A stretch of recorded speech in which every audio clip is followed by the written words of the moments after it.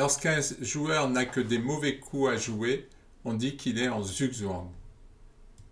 Le roi bloque les cases de déplacement du roi. Les noirs n'ont plus que la possibilité de jouer le pion, ce qui va causer leur perte puisque le pion prend le pion et fait échec et mat. Le roi bloque les cases de fuite du roi et protège le pion. Le roi blanc étouffe le roi qui est aussi bloqué par son pion. L'idée des blancs, c'est de venir faire échec sur cette diagonale qui pour l'instant est contrôlée par le cavalier noir. Nous allons donc mettre le cavalier en B7 pour mettre les noirs en zugzwang, c'est-à-dire qu'il ne leur reste plus qu'un seul coup à jouer. Le fou est obligé de prendre le cavalier et nous pouvons faire échec et mat. Le zugzwang est toujours un coup spectaculaire. Les blancs voudraient que le pion noir avance. Donc, ils vont mettre les noirs en situation de patte. Il n'y a pas patte parce que le pion peut jouer, mais le roi ne peut pas jouer. Et les noirs n'ont plus qu'un mauvais coup à jouer. Ils essaient d'avancer de 2 cases, mais les blancs peuvent prendre en passant, c'est-à-dire qu'ils prennent le pion sur la case où il est passé. Les noirs avancent leur pion, il leur reste toujours des coups à jouer. Les blancs ont coincé le roi noir, mais ont laissé des coups de pion au noir. Et le pion blanc arrive en premier. Un exercice plus difficile, le roi bloque cette case. La dame vient en E2 pour bloquer ces cases. Si le roi s'enfuit ici, il y a échec et mat. Et sur dame E2, si le pion avance, on peut faire échec et mat en E1. Le roi bloque la case de fuite.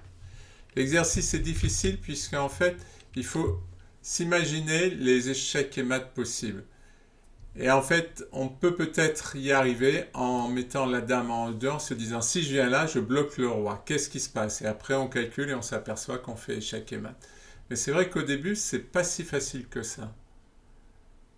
C'est la même chose, difficile de savoir ce qu'il faut faire.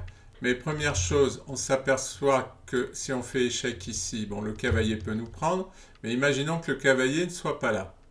Le roi vient là, on va le jouer. Le roi vient là, échec, le roi s'enfuit.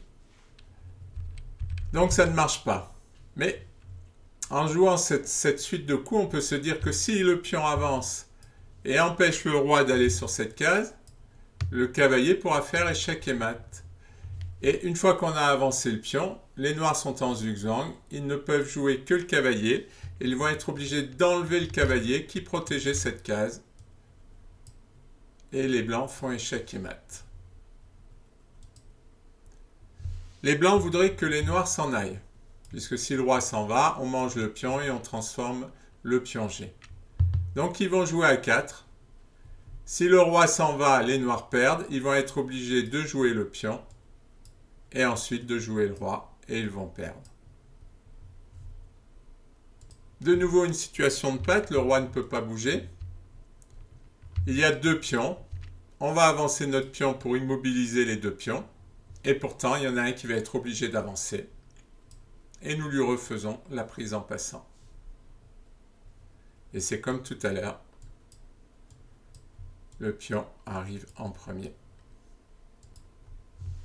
Toujours un roi immobilisé. Et on s'aperçoit que le roi et la tour sont sur la même ligne, donc que l'on peut faire un clouage. Donc quand on commence le calcul, on se dit, si je mets le fou ici, il ne peut plus bouger la tour, il va être obligé de bouger le pion. Le pion ne protège plus la tour, et nous pouvons faire échec et mat. C'est bien un zugzwang, puisque les noirs sont obligés d'avancer le pion, ce qui leur fait perdre la partie.